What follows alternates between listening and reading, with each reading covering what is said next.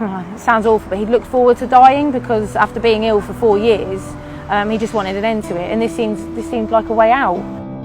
I didn't want to live anymore because it was just uncertain. I didn't know if I was going to live ill for the next 5 years or if I was just going to drop down dead the next day. Deryn was diagnosed with leukemia in 2010 at the age of 10. About 18 months later, he developed another cancer called Langerhans cell sarcoma, which developed in his tonsils. He was dubbed the boy in 7 billion, being the only boy in the world to have the two cancers together.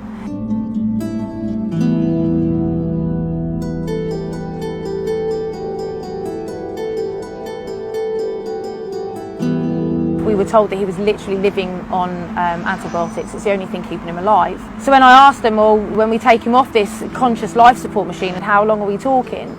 To which I was told 3 days, a week at most. When do you want to go to the hospice?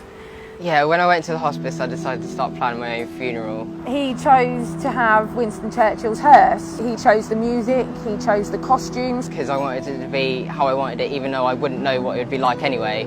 Deryn's mental health actually deteriorated incredibly to the point where he tried to kill himself. After watching him scream out in his sleep and beg me to help him, he begged me at one point to take him to Brussels because he'd just heard that they'd legalised euthanasia for children over 12. I was thinking about taking his belts away from him, should I let him have shoelaces, all those kinds of things. So I was convinced, absolutely convinced, that I was going to find him hanging one day. I had nothing more to lose.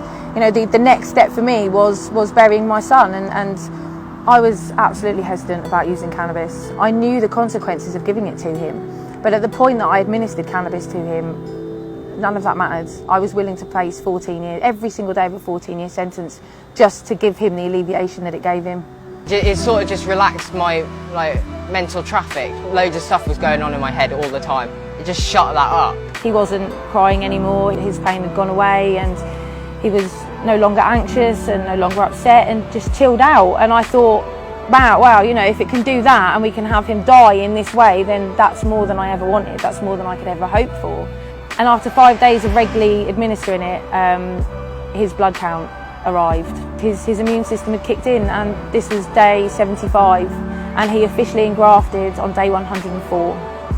I even asked the question, you know, was there anything you gave him that could have done this? And they told me no, there was no way. This was a miracle. More questions need to be asked about this because there are people suffering that don't need to be anymore.